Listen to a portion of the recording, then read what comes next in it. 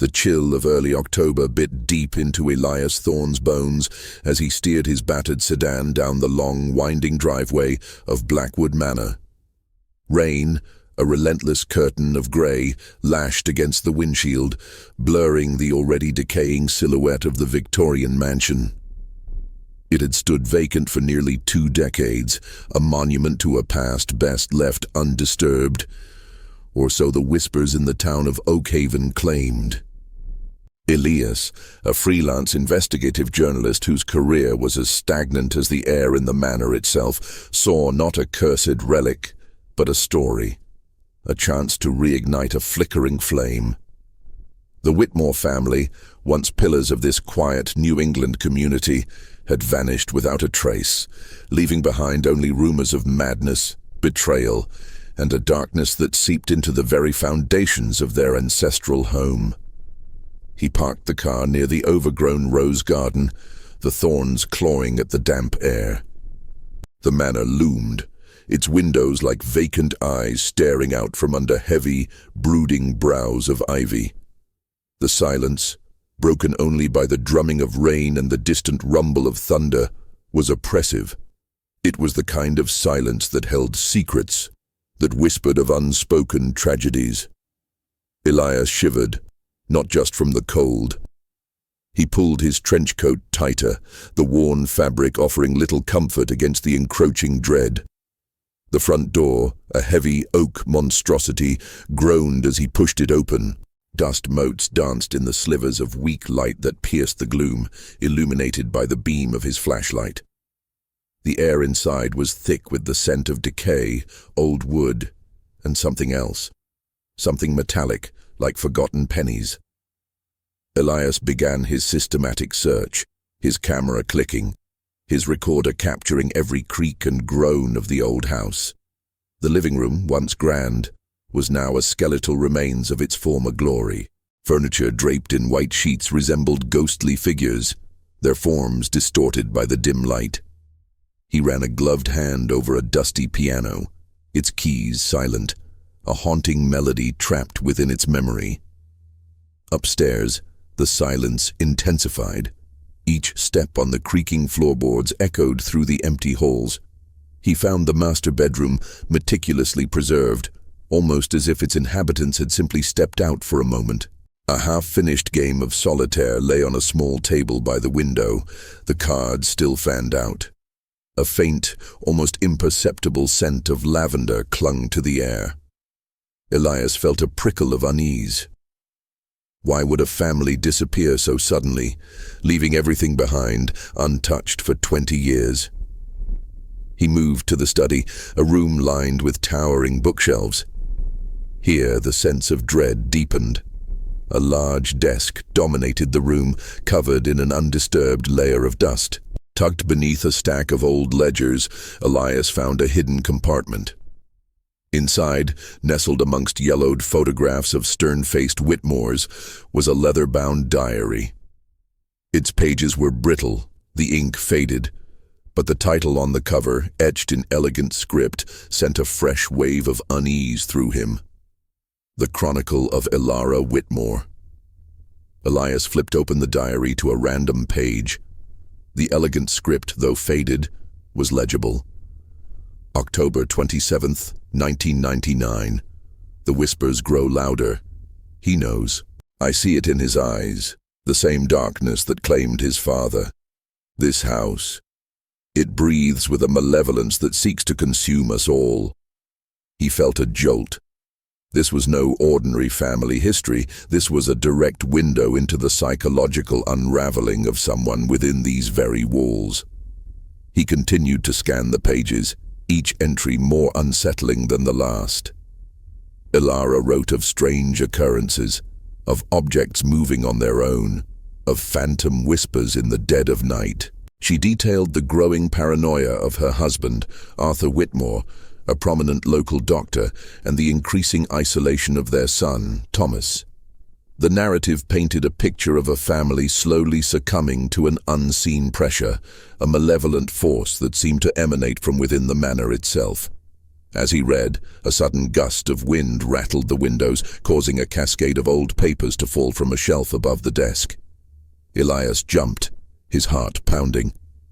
Among the scattered documents, he saw an old newspaper clipping, its headlines screaming, "Local Dr. Arthur Whitmore under investigation for unethical practices."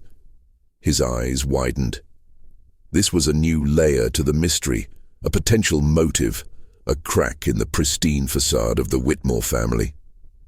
The dark past of the Whitmores was far more complex than mere disappearance. It was tangled in secrets, potential crimes, and a growing psychological torment. Elias knew with chilling certainty that he had stumbled upon something far more profound and dangerous than he could have ever imagined. He had to delve deeper, despite the gnawing fear that whispered at the edges of his mind. Hey, if you're enjoying this deep dive into the chilling secrets of Blackwood Manor, make sure to subscribe to the channel. You won't want to miss how the dark past of the Whitmore family, a chronicle of dread, unfolds. Please remember, this is a fictional story. The rain eased to a drizzle by the time Elias left Blackwood Manor, but the oppressive atmosphere of the house clung to him like a shroud. The diary secured in his bag felt like a ticking bomb. He drove back to Oakhaven, a town that seemed to shrink under the weight of its own secrets. The small, picturesque main street, usually bustling, felt eerily quiet. Locals eyed his unfamiliar car with suspicion, their gazes lingering a moment too long. Elias knew he was an outsider, poking into a past they clearly wanted to remain buried. His first stop was the Oakhaven Historical Society, a quaint building filled with the dusty echoes of forgotten lives. A woman with a stern bun and sharper eyes, Mrs. Gable, greeted him from behind a mahogany counter.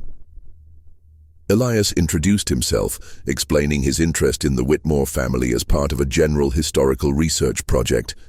He omitted the part about the diary and the chilling discoveries. The Whitmores? Mrs. Gable's voice was flat, devoid of warmth. A tragic affair. They just vanished.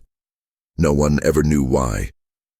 Her eyes flickered with a strange mix of sorrow and something akin to fear. Elias pressed gently. I found some old newspaper clippings mentioning Dr. Arthur Whitmore. Something about an investigation. Mrs. Gable's lips thinned. That was a sensitive time. Dr. Whitmore was a respected man, a pillar of the community. But there were rumors. Whispers, you understand? Nothing ever proven. She quickly changed the subject, directing him to the town's archived newspapers. It was clear she wasn't going to offer any direct help. Spending hours poring over yellowed newsprint, Elias pieced together more of the puzzle. The articles confirmed the investigation into Dr. Arthur Whitmore. Accusations of medical malpractice, specifically regarding experimental treatments and unusual patient deaths, had surfaced in the late 1990s. The investigation had been dropped due to lack of conclusive evidence, but the shadow of suspicion had never truly lifted. There were also mentions of Arthur's father, a renowned psychiatrist who had also faced professional scrutiny decades earlier, also dismissed. A pattern, Elias mused, of something darker running through the Whitmore lineage. Later, he visited the local diner, hoping for a more casual source of information. The aroma of stale coffee and frying bacon filled the air. He ordered a burger and struck up a conversation with the elderly waitress, Martha, who seemed to have seen every life pass through Oakhaven. "You're new around here, aren't you?" Martha asked, her voice raspy. "Don't see many strangers poking around these parts, especially not with questions about the Whitmores." Elias feigned casual interest. Just a curious journalist. Heard the story was quite a local legend. Martha sighed, wiping down the counter with a practiced hand. Legend? Sure. Nightmare, more like. That family, they had their troubles. Arthur, bless his heart, he tried to keep it all together after his father. But that house, Blackwood Manor, it's always had a way of getting inside people's heads. made even the strongest folk unravel. Her voice dropped to a near whisper. Some say it was the curse of the house, others, well, they say it was what the Whitmores brought into it. What do you mean, what they brought into it? Elias pressed, leaning forward. Martha hesitated, glancing around the half-empty diner. The secrets, dearie. Every family has them, but the Whitmores, theirs were darker than most. Arthur, he was desperate to fix things, to fix his son, Thomas. He tried strange methods, things people didn't understand. And then, poof, they were gone. Her eyes held a deep sadness, almost pity. Thomas was a strange boy, even before all the troubles. Always quiet, always observing. And Alara, his mother, she just faded. You could see the fear in her eyes even before they disappeared. The conversation, though fragmented, reinforced Elias's growing conviction that the Whitmores' disappearance wasn't a simple case of a family leaving town. It was a culmination of deep-seated secrets, psychological torment, and desperate measures taken within the isolation of Blackwood Manor. The town knew something, but they were bound by an unspoken code of silence, a collective fear of disturbing the past.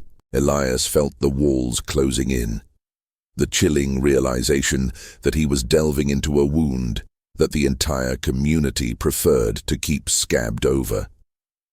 He knew his next step had to be to find someone who wasn't afraid to talk, someone who might have been directly impacted by Dr. Arthur Whitmore's controversial practices. The chilling possibility of a connection between Arthur's unethical practices and the family's demise gnawed at him. The silence of Oakhaven was not protective, but rather a suffocating shroud over a truth too grim to face. Armed with the elusive hints from Oakhaven, Elias set out to find those who might have crossed paths with Dr. Arthur Whitmore during his controversial period. His research led him to a small, isolated farm on the outskirts of town, belonging to an elderly couple, the Millers. Their son, Daniel, had been a patient of Dr. Whitmore shortly before the Whitmores' disappearance, suffering from severe anxiety and phobias. Mrs. Miller, frail but with eyes that held a deep, unshakable sorrow, invited Elias into their modest farmhouse. The air was thick with the scent of dried herbs and old wood. Mr. Miller, a stoic man, sat silently by the fireplace, his gaze distant. Daniel was a good boy, Mrs. Miller began, her voice trembling slightly. He had his struggles, yes. We heard Dr. Whitmore was a specialist, had new ways of treating things. She wrung her hands. He seemed so confident, so reassuring at first. Elias pulled out his notebook. What kind of treatments did Dr. Whitmore prescribe? Unusual ones, Mr. Miller interjected, his voice surprisingly firm. He called it exposure therapy, but it was extreme. He'd take Daniel to that house, Blackwood Manor. Said the isolation, the atmosphere, would help confront his fears. Daniel would come back terrified, worse than before. He'd have nightmares, scream in his sleep. Mrs. Miller nodded, tears welling in her eyes. He said Daniel needed to face his deepest fears there, that he had to be immersed in them. We trusted him, you see. He was a doctor, highly respected. And what happened? Elias asked, a knot forming in his stomach. Daniel. He got worse and worse, Mrs. Miller whispered, her voice breaking. He became withdrawn, agitated. He started saying strange things, seeing things that weren't there. He talked about shadows in the halls and the eyes in the walls at Blackwood. He claimed the doctor was trying to put things in his head. Mr. Miller put a comforting hand on his wife's shoulder. Then one day he just snapped. He tried to run away, screaming about wanting to escape the darkness. We had to get him help. He's been in a facility ever since, for 20 years. Elias felt a chill run down his spine.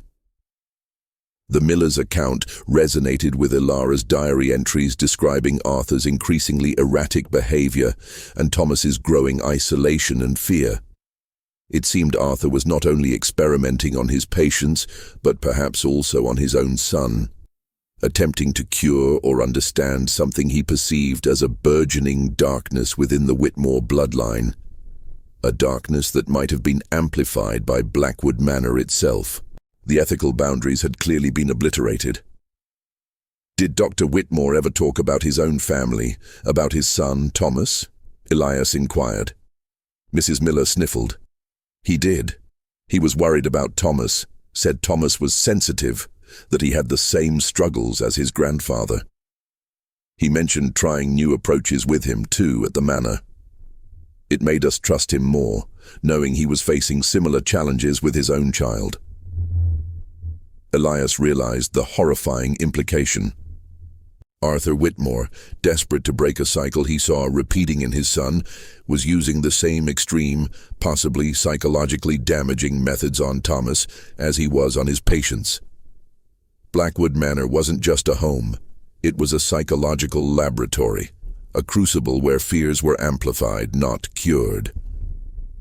Leaving the Millers, the weight of their story pressed heavily on Elias. He reread snippets from Ilara's diary in his car, the entries now taking on a far more sinister meaning. He speaks of the darkness as if it is a living entity, an inheritance we cannot escape. He sees it in Thomas, in himself. And then, Arthur says he can cleanse it, purge it, but the methods, they are tearing Thomas apart. The image of Thomas, a young boy trapped in his father's terrifying experiments, haunted Elias. The Whitmores hadn't just vanished, they had been consumed by a psychological horror of their own making, a horror incubated within the walls of Blackwood Manor. The town's silence wasn't just about protecting its own reputation. It was about the profound fear of what lay beneath the surface of the Whitmore family and the terrifying realization that perhaps some darkness, once unleashed, could never truly be contained. The mystery wasn't just about where they went, but what they became.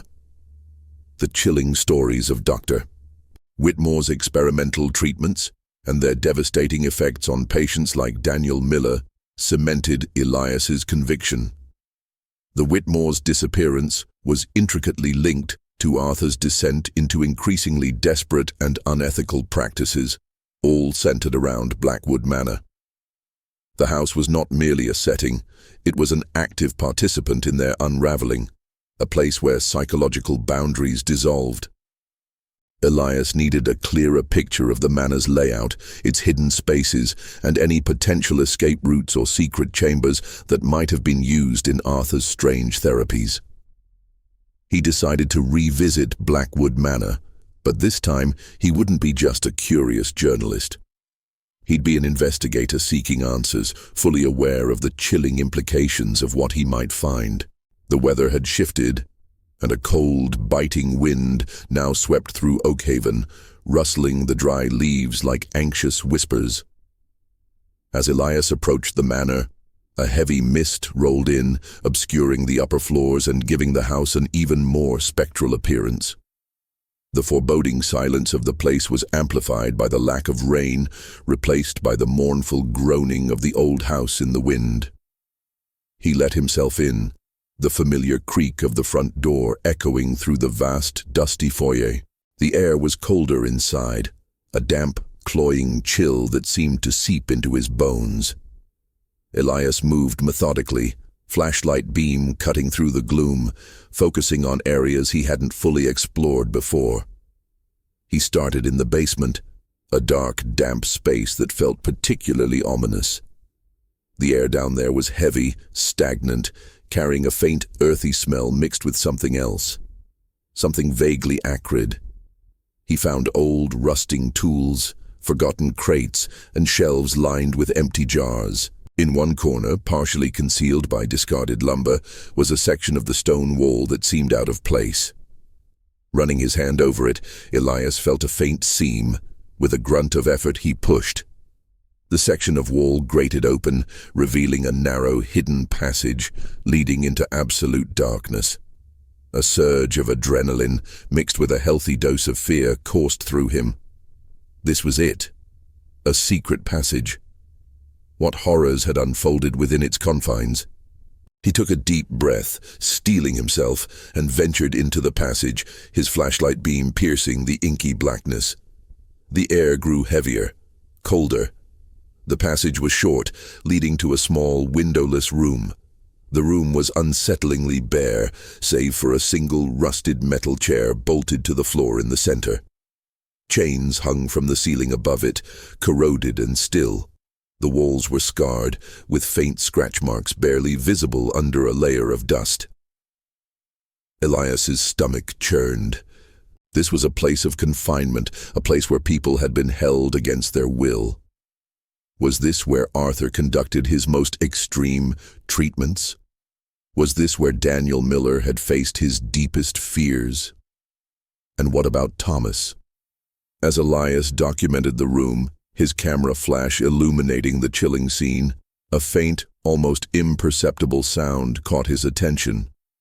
A soft, rhythmic scratching coming from behind one of the walls. He froze, heart pounding. Was it the wind? The old house settling, or something else? He pressed his ear against the cold stone, straining to hear. The scratching continued, faint but distinct, as if something was being dragged across a rough surface. Suddenly, a floorboard creaked loudly directly above him. Elias snapped his head up, his flashlight beam sweeping the low ceiling. He was alone in the hidden room, but the sound was undeniably from above. He felt a wave of icy dread wash over him. Someone was in the house. Someone was watching him. He quickly retreated from the hidden room, closing the secret passage as quietly as possible. He made his way back up to the main floor, every nerve ending on high alert. The house, which had felt empty moments ago, now felt alive, imbued with a watchful, malevolent presence. He moved cautiously through the living room, then the foyer, his eyes scanning every shadow. He saw nothing, heard nothing more than the wind howling outside, yet the feeling of being observed persisted. A prickle on the back of his neck. As he reached the front door, he glanced back at the darkened stairs, the path leading to the family's private chambers. A faint shadow seemed to detach itself from the corner of his vision, coalescing into something indistinct at the top of the landing, before vanishing just as quickly. Elias stood frozen, his breath hitched in his throat. He shook his head, trying to rationalize it away as an optical illusion, a trick of the light and his heightened fear. But the chilling sensation remained. He stumbled out of the manor, into the damp, misty night, the heavy door slamming shut behind him. His hands trembled as he fumbled for his car keys. Blackwood Manor wasn't just a place of past horrors, it was still a place of active, watchful dread. The question of who or what was observing him, and why, became paramount. Elias knew with a certainty that chilled him to the bone that he was no longer just investigating a cold case. He was being drawn into a dangerous, ongoing game, and he was now a player on a very dark board. Don't let the mystery end here.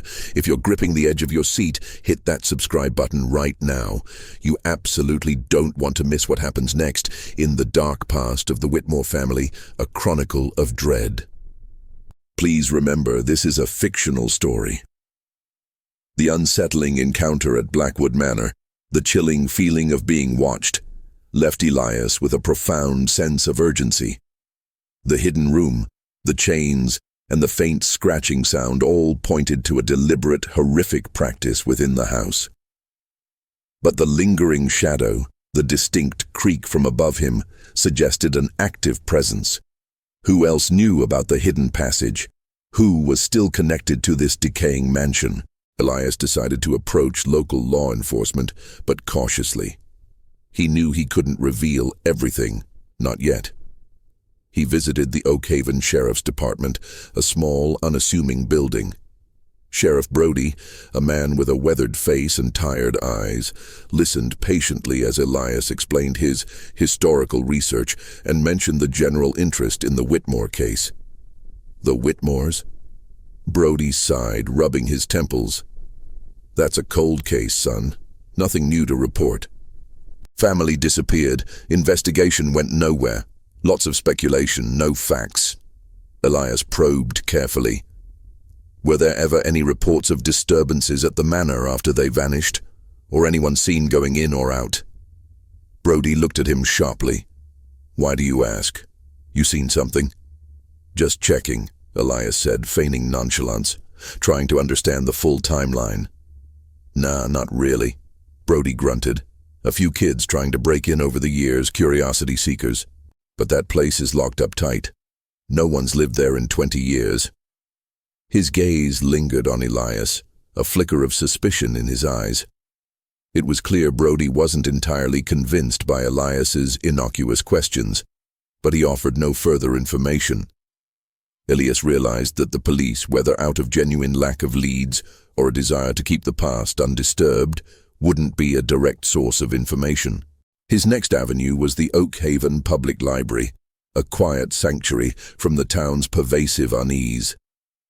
He hoped to find more archived news articles, perhaps social records, anything that might shed light on the Whitmore family's associates, friends, or even enemies. He spent hours cross-referencing names mentioned in Ilara's diary with public records. He stumbled upon a series of articles from local medical journals and community newsletters from the late 1990s. Dr. Arthur Whitmore wasn't just under investigation. He was also part of a small, exclusive medical study group focused on pioneering psychological therapies. One name consistently appeared alongside Arthur's, Dr. Julian Vance, a respected but controversial psychiatrist from a prestigious university hospital in Boston. Vance was known for his unorthodox theories on confronting trauma and his belief in radical immersion techniques. A cold dread crept up Elias's spine. Could Vance have been involved? Was he an accomplice or merely a mentor whose theories Arthur took to a dangerous extreme? Ilara's diary entries described Arthur's increasingly isolated and secretive methods, suggesting he had deviated from even the controversial advice he might have received. But the connection to Vance was too significant to ignore. He found Vance's current professional details.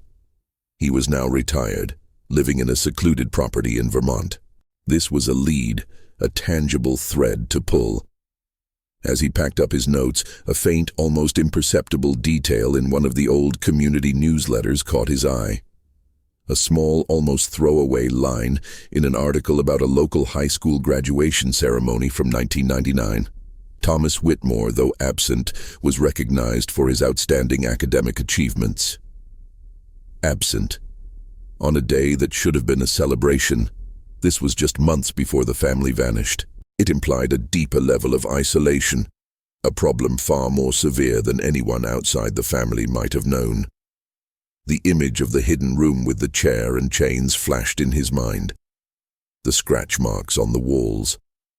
Thomas was recognized for his academic achievement, yet he was absent from his own graduation. Was he already undergoing Arthur's extreme therapies by then?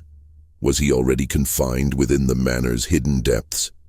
The thought gnawed at him. The web of the Whitmore family's dark past was more intricate than he initially thought, extending beyond Oakhaven and into the academic and medical circles. The mystery was slowly transforming from a simple disappearance to a horrifying tale of psychological experimentation and possible abuse. The chilling presence Elias felt at the manor, the sense of being watched, now seemed less like a ghostly apparition and more like a very real, very human, continued involvement. Someone, perhaps connected to the original investigation, or even a surviving member of the Whitmore's inner circle, was keeping tabs on Blackwood Manor, and by extension, on anyone who dared to disturb its secrets. The pursuit of Dr. Vance was now not just a professional lead, but a vital step in understanding the true scope of the horrors enacted within those walls. The drive to Vermont was long and arduous, the scenery shifting from the quaint New England towns to the stark autumnal beauty of the mountains.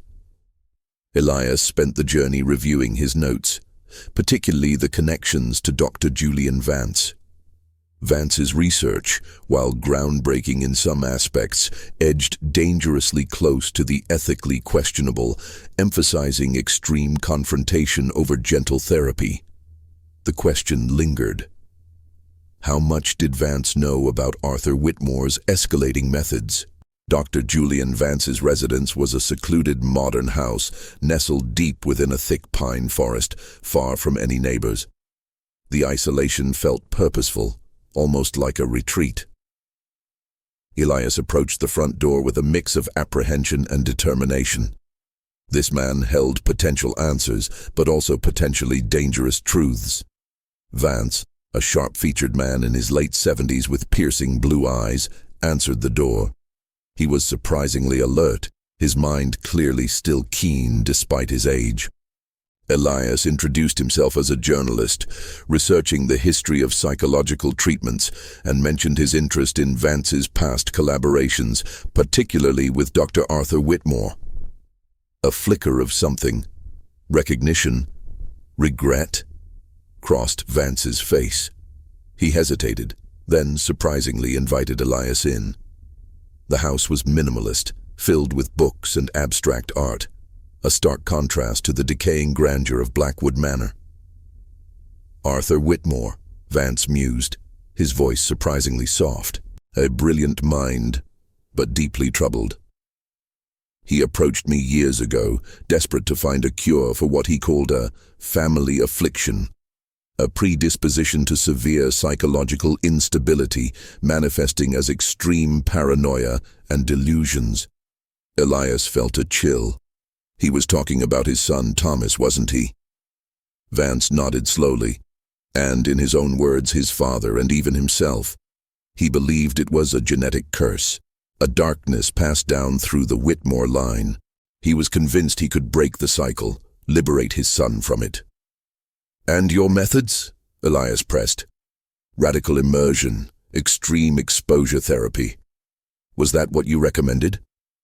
Vance sighed, running a hand over his face. My theories explored the limits of confronting trauma. I believed in pushing boundaries, yes.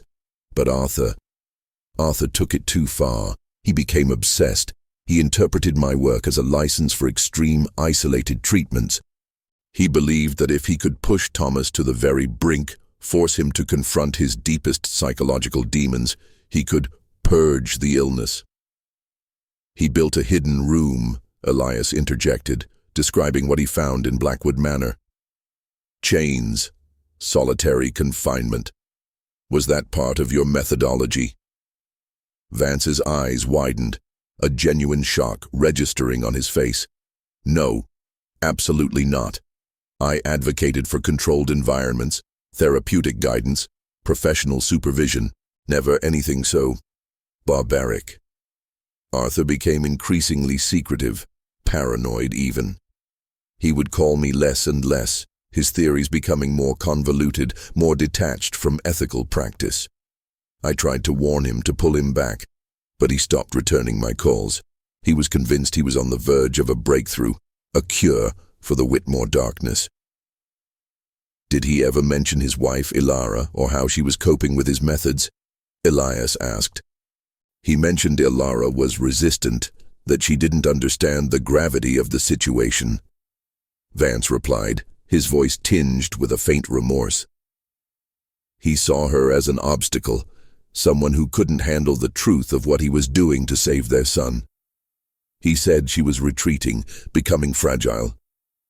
The pieces were falling into place, forming a horrifying picture. Arthur, driven by a desperate delusional desire to cure his family's perceived psychological curse, had become a monster, pushing his son to the brink of sanity in a hidden room, isolating his wife, and ultimately leading to their disappearance. The darkness Ilara wrote about in her diary was not merely a house. It was Arthur's escalating madness. "When was the last time you spoke to him?" Elias asked, his voice low. "About a month before they vanished," Vance said, his gaze distant. He sounded manic. He said he was close, that Thomas was resisting, but that the cure was almost within reach. He hung up abruptly, and I never heard from him again. Vance looked at Elias, his eyes filled with a chilling certainty. "I believe Arthur Whitmore in his desperation broke his son, and then he vanished, leaving behind only the chilling echoes of his terrifying ambition." Elias realized the truth was far more terrifying than a simple disappearance. Arthur hadn't been trying to escape anything. He was pursuing a deranged cure, pushing his family, and especially Thomas, into a psychological abyss. The chilling feeling of being watched at the manor, however, still lingered. If Arthur and his family vanished, who then was the unseen observer? Was there another layer to this horror, a survivor or an accomplice, keeping vigil over the decaying secrets of Blackwood Manor? Elias left Vance's house with a profound sense of despair. The scope of Arthur Whitmore's madness now terrifyingly clear, but the mystery of the disappearance still tantalizingly incomplete. The journey back to Oakhaven felt different after his conversation with Dr. Julian Vance.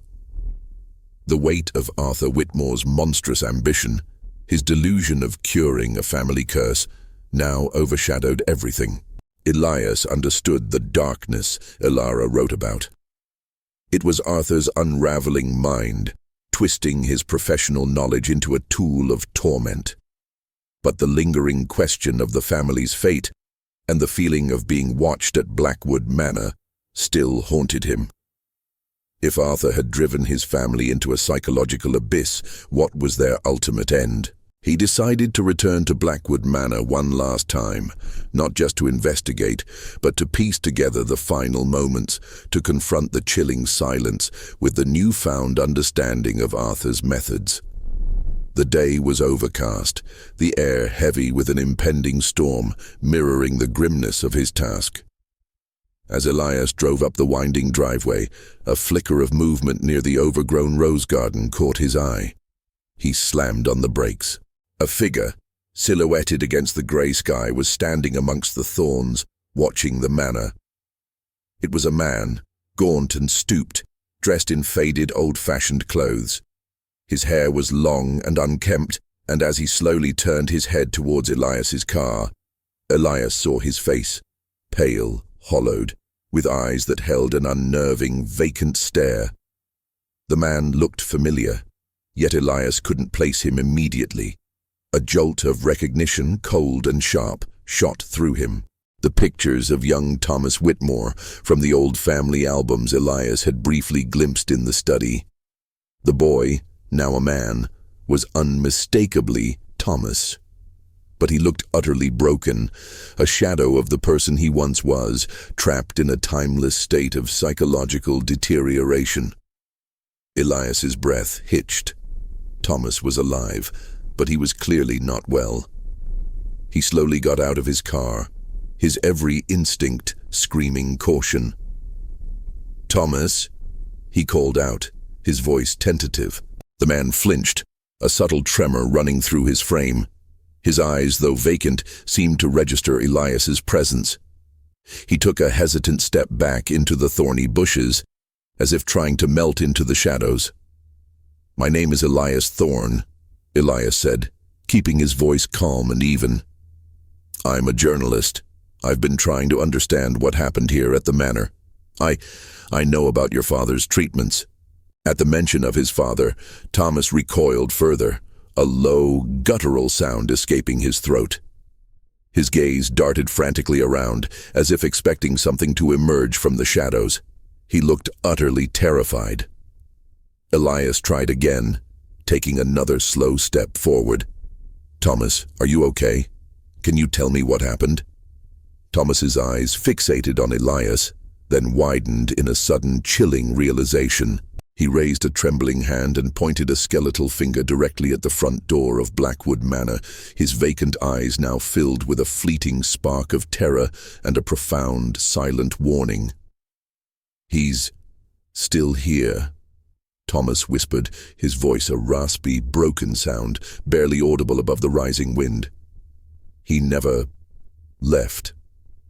Before Elias could react, Thomas turned abruptly and vanished into the dense undergrowth and mist, moving with surprising speed despite his frail appearance. Elias called out, but there was no response, only the rustling of leaves and the increasing howl of the wind. The encounter sent a wave of profound shock and fear through Elias. Thomas was alive, but deeply traumatized, clearly having never escaped the psychological prison his father had created, and his words, "He's still here. He never left." Who was Thomas referring to? Arthur. But Arthur had vanished. Or was it a manifestation of Thomas's broken mind, an echo of the torment he endured? Elias walked slowly towards the manor, the meaning of Thomas's words reverberating in his mind.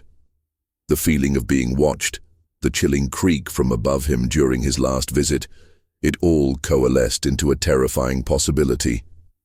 If Arthur Whitmore had become lost in his own madness, pushing his family past the breaking point, what was the fate of the man himself? And could the unseen observer be a deranged Arthur, still lurking within the shadows of his psychological laboratory, forever tethered to the horror he unleashed? The mystery wasn't over. It had just taken a far more terrifying turn. This is the climactic moment, and you don't want to miss the resolution. Subscribe to the channel now to uncover the final chilling secrets of the dark past of the Whitmore family, a chronicle of dread. Thomas's chilling words, "He's still here. He never left," echoed in Elias's mind as he stood before Blackwood Manor. The mist thickened, obscuring the decaying facade, making the house seem to breathe with a sinister life of its own. If Thomas was still haunted by his father, by what Arthur had done, it meant the nightmare was not simply a historical event, but a lingering, active presence. But how? Arthur had vanished. Elias pushed open the front door, the groan of the old wood more mournful than ever. The air inside was colder, heavier, filled with a palpable sense of dread. He made his way directly to the study, the room where he'd found Ilara's diary and the hidden compartment. His hands trembled slightly as he ran them over the desk, the dusty surface. He was searching for anything, any clue that would explain Thomas's words. He found it under a loose floorboard near the fireplace, almost hidden by a Persian rug. Not a secret passage this time, but a small, heavy wooden box. Inside, nestled on a bed of faded velvet, were two objects, a tarnished silver locket and a tightly rolled parchment. Elias opened the locket first. Inside were two tiny oval photographs. One was of a younger, smiling Ilara. The other, surprisingly, was a professional portrait of Dr. Julian Vance. A wave of confusion washed over him. Vance was just a collaborator, a mentor, wasn't he? Why would Ilara carry his picture in a locket alongside her own image? A terrible thought began to form in Elias's mind. A new layer of betrayal and manipulation that deepened the already murky waters of the Whitmore tragedy. He then unrolled the parchment. It was a will. Not Arthur's, but Ilara Whitmore's will, dated just weeks before the family vanished. The terms were chillingly specific. In the event of her and Arthur's disappearance or incapacitation, all assets, including Blackwood Manor, were to be transferred to a trust managed by a specific legal firm, with Dr. Julian Vance named as the sole beneficiary if Thomas was deemed incapable of inheriting due to his psychological state. And it explicitly stated that Blackwood Manor was to remain untouched, preserved, under Vance's authority, for a period of 20 years. Elias felt a cold rush. Vance knew, not just of Arthur's methods, but of Ilara's desperate attempt to control the aftermath, and his own significant inheritance, should Thomas be declared unstable. Had Vance orchestrated this? Was he the true architect of this horror, pushing Arthur further, knowing the potential payout if the family succumbed? The picture in the locket, the will. It implied a far more intimate and sinister connection between Ilara and Vance than simple professional collaboration. He felt a deep sense of revulsion. Vance, the seemingly regretful mentor, was possibly a calculating manipulator pulling strings from the shadows, the very man Elias had just trusted had confessed to, and the 20-year clause in the will. It was almost up. That would explain why Thomas was there now, why Elias felt observed. Someone was preparing to claim the inheritance. He quickly scanned the rest of the study, now seeing every detail through a new, cynical lens. He noticed a faint, almost imperceptible line along the baseboard beneath a heavy bookshelf. Pushing the shelf with all his might, it grated inward, revealing a narrow, claustrophobic passageway. Not a room for therapy, but a hidden corridor that seemed to snake deeper into the house, hinting at a connection to the hidden room in the basement. The air in the passage was stagnant and cold, thick with the smell of decay. Elias followed it, his flashlight beam revealing dust and cobwebs until it opened into a small, windowless chamber. This wasn't the therapy room. It was different. In the center was a rudimentary cot, a tattered blanket, and a small rusted chamber pot. On the wall, meticulously etched into the plaster, were hundreds of tally marks. 20 years of confinement. This was a living space, a prison. And then his flashlight beam caught something else. Scrawled repeatedly on the walls, in faded, frantic handwriting, were two phrases: "He is everywhere," and "Thomas is gone." But Thomas wasn't gone. Elias had just seen him. These weren't Thomas's words. They were Ilara's. This was her prison. He looked around the room, feeling the weight of Ilara's despair. He noticed a loose brick in the wall, tucked away in a corner. He pulled it out, revealing a small cavity. Inside was a single crumpled piece of paper. It was a note written in Ilara's elegant script, but hurried, almost illegible. He kept Thomas in the dark, he twisted him, and now he keeps me here. He won't let me leave. He's talking about a final cleansing. Oh my God, Vance knows. He always knew. He told Arthur to push. He promised Arthur freedom from the curse. But it's a lie. He's the real monster. The monster isn't in our blood, it's in his mind. He's coming for us. Thomas, my poor boy. The note ended abruptly, a faint, dried stain marring the bottom of the page. It was blood. Elias stumbled back, reeling. Ilara wasn't just a victim of Arthur's madness. She was a prisoner, and Vance was complicit, the true architect behind the horrors of Blackwood Manor. The thought that Arthur might have succumbed to his own final cleansing in his delusion, perhaps even at Vance's indirect instruction, now seemed horrifyingly plausible. Vance hadn't merely pushed Arthur, he had manipulated him, exploited his fears for profit, trapping an entire family in a horrifying psychological experiment that turned lethal. The unsettling feeling of being watched intensified. The ghost in the machine wasn't an apparition, it was the lingering presence of a terrifying human evil, orchestrated by Vance. And Thomas, the broken, traumatized survivor, was merely another piece in Vance's chilling game, now drawn back to the scene of his trauma as the 20-year period was about to expire. The truth was not just dark, it was a horrifying tapestry of manipulation, greed, and unspeakable cruelty. The revelations from Ilara's hidden note electrified Elias. Dr.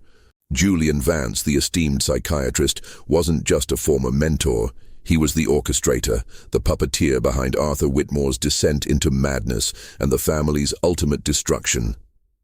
Ilara's words, "He always knew. He told Arthur to push. He's the real monster," painted a picture of calculated cruelty, designed to exploit Arthur's inherited paranoia for a twisted experiment and a substantial inheritance. Elias knew he couldn't confront Vance directly without proof, and he couldn't involve the local sheriff without a concrete, believable narrative. He needed to ensure Vance paid for his atrocities, and to do that, he needed more than just a diary and a desperate blood-stained note. He needed physical evidence, and he suspected the final answers lay within Blackwood Manor, hidden deeper than he had yet explored. He decided to return to the hidden room in the basement, the one with the chair and chains. If Elara had been held prisoner, if Thomas had been subjected to extreme therapies, there had to be more. As he navigated the decaying house, the oppressive silence was broken only by his own heavy breathing and the creaking of the old structure. The feeling of being watched was no longer a vague prickle. It was an undeniable, chilling presence. Someone was here. Reaching the hidden room, he examined the walls more closely. The scratch marks, previously dismissed as simple signs of confinement, now seemed more deliberate. He traced them, following patterns. There were dates, faint and barely legible, and then a series of fragmented words, scratched over and over. No. Escape. Him. Free us. Elara's desperation etched into stone. He noticed a small, almost invisible crack in the stone floor near the base of the bolted chair. He knelt, pushing at the crack with his multi-tool. To his surprise, a small section of the floor lifted, revealing a narrow, dark cavity beneath. Inside, tucked away in the damp earth, was a waterproof container. With trembling hands, Elias pulled it out. It was a sturdy metal box, sealed against the elements. He pried it open. Inside were several items, a tarnished silver key, a stack of old, water-damaged photographs, and a single, thick, leather-bound journal. He looked at the photographs first. They were horrifying. Pictures of a young Thomas, emaciated and terrified, strapped to the very chair in this hidden room, his eyes wide with fear. Other photos showed Arthur, a manic gleam in his eyes, administering what appeared to be sedatives or other substances to Thomas. The images were clear, undeniable proof of the abuse. But the most disturbing photos were of Elara, her face gaunt and tear-streaked, being dragged into the hidden passage leading from the study, a silent plea in her eyes. The dates on the back of the photos confirmed the timeline of torment. Elias then opened the journal. It was Arthur Whitmore's. Unlike Elara's diary, this was a chilling chronicle of his psychological descent, detailing his experiments on Thomas, his theories on purging the darkness, and his increasingly delusional belief that Vance was guiding him towards a breakthrough. The final entries were chilling. Arthur wrote of Elara's resistance, her betrayal, in trying to interfere with his cure. He confessed to confining her to the hidden room from the study, believing she needed to be cleansed as well. Then, the last entries detailed his final immersion for Thomas, a desperate, extreme measure to break the boy completely and remake him. The very last entry, dated the day the family vanished, simply stated, "The purge is complete. Freedom." Elias felt a wave of nausea. Freedom. Not for Thomas, not for Elara, for Arthur, from his own perceived curse, from the burden of his family. Suddenly, a distinct, heavy thud echoed from the floor above, directly over the hidden room. The lights in the basement flickered. Elias froze, the journal clutched in his hand. He wasn't alone. He scrambled out of the hidden cavity, replaced the floorboard, and darted to the secret passage leading out of the basement. He had the evidence. He had to get out. As he reached the stairs leading to the main floor, a figure emerged from the shadows at the top. It was Thomas, but he wasn't the broken, vacant man Elias had seen earlier. His eyes, though still haunted, held a flicker of something new, a desperate, almost feral intelligence. He was holding something in his hand, the heavy silver key Elias had seen in the box, and a long, ornate letter opener from the study. "You found it," Thomas whispered, his voice raspy, a disturbing mix of fear and something else. A deep, resonant grief. "He told me not to let anyone find the truth." Elias realized with a horrifying clarity. Thomas had been living in the manor all this time. He was the unseen observer, the ghost in the machine, trapped in a silent vigil, slowly recovering, or perhaps just enduring. He had been lurking, protecting the horrific secrets from anyone who dared to unearth them, just as Arthur, in his derangement, might have instructed him. "Thomas, your father." "He was sick," Elias said, trying to keep his voice calm, but his heart was pounding. "He hurt you. He hurt your mother." Thomas's face contorted, a raw, primal scream tearing from his throat. He lunged forward, the letter opener glinting in the dim light. "He was trying to save us," Thomas shrieked, his voice cracking with the unbearable weight of his trauma, his loyalty still warped by his father's psychological grip. "He was trying to cleanse the darkness. He loved us." The full, devastating truth hit Elias. Thomas wasn't just a victim. He was a monument to Arthur's psychological abuse, a man whose mind had been so thoroughly broken and rebuilt by his father's delusions that he was now, in a terrifying way, a guardian of those delusions. The ghost of Arthur Whitmore didn't just haunt Blackwood Manor. It lived within his son. Elias realized he wasn't just in danger from Thomas's fractured mind. He was facing the terrifying legacy of Arthur's dark past, a legacy Thomas was tragically protecting. Elias had to escape, not just for his own life, but to expose Vance and the horrors of Blackwood Manor before Thomas, lost in his father's shadow, could bury the truth forever. The flickering lights and the chilling intensity in Thomas Whitmore's eyes made Elias's blood run cold. Thomas, the survivor, was also a victim, deeply ingrained with his father's warped narrative of cleansing and love. He was a living embodiment of the psychological torment that had consumed Blackwood Manor. The letter opener in his hand, sharp and menacing, was a symbol of his fragmented loyalty. "He tried to save us," Thomas screamed again, his voice echoing through the silent house, a haunting lament. "You don't understand. The darkness, it was real. He was fighting it." Elias knew he couldn't reason with him. Thomas's reality had been shaped by years of isolation and psychological abuse. He clutched Arthur's journal tightly, knowing this was his only leverage. "Thomas, look at these," Elias yelled, trying to bridge the gap between Thomas's delusion and the brutal truth. He scrambled to open the journal to one of the more damning entries, hoping to break through. "Your father. He kept your mother prisoner. He hurt her just like he hurt you." The mention of Ilara seemed to momentarily pierce Thomas's fervent delusion.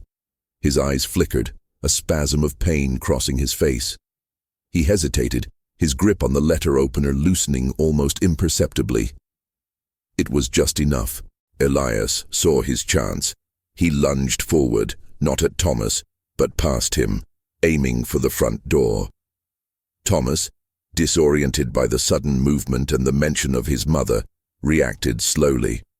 Elias burst out of the manor into the driving rain, the heavy oak door slamming shut behind him with a final, echoing thud. He didn't stop to look back. He sprinted to his car, fumbling with the keys, his hands shaking violently. He could hear Thomas's guttural cries from inside the house, a chilling symphony of grief and madness. He started the engine, threw the car into reverse, and sped down the winding driveway, Blackwood Manor receding into the stormy darkness like a forgotten nightmare. He drove directly to the Oakhaven Sheriff's Department. Sheriff Brody was still there, looking even more tired. Elias burst into the office, soaked to the bone, his clothes clinging to him. He was out of breath, but his voice was firm, desperate. "Sheriff," Elias gasped, placing Arthur's journal, Ilara's note, and the disturbing photographs onto Brody's desk. "You need to see this. This is about the Whitmore family and Dr. Julian Vance. This is why they disappeared." Brody picked up the journal, his tired eyes scanning Arthur's frantic handwriting. He looked at the photographs, his face paling with each image. The silence in the office was deafening, broken only by the drumming of rain against the window. When he reached Ilara's blood-stained note, his expression hardened into one of grim determination. "My God," Brody whispered, his voice laced with disbelief and horror. "All these years, and this is what happened." He looked at Elias, his gaze now devoid of suspicion, filled with a grim understanding. "Vance. He's retired in Vermont, right?" "Yes," Elias confirmed, catching his breath. "He orchestrated this. He manipulated Arthur, pushed him to these extremes, knowing he'd inherit everything if the family was incapacitated." Brody stood up, his jaw set. "Get an APB out on Dr. Julian Vance, and get a team ready. We're going to Blackwood Manor. Now." As the sheriff made his calls, Elias felt a profound sense of exhaustion wash over him, but also a strange sense of vindication. The truth, buried for 20 years, was finally out. The dark past of the Whitmore family, a chronicle of dread, was finally seeing the light. Later that night, news channels across the state began to report on the dramatic developments in the Whitmore case. Dr. Julian Vance was arrested at his secluded Vermont residence, offering no resistance, his calm demeanor a chilling mask over his calculated cruelty. Forensic teams swarmed Blackwood Manor, confirming the hidden rooms, the chains, the chilling evidence of abuse and confinement.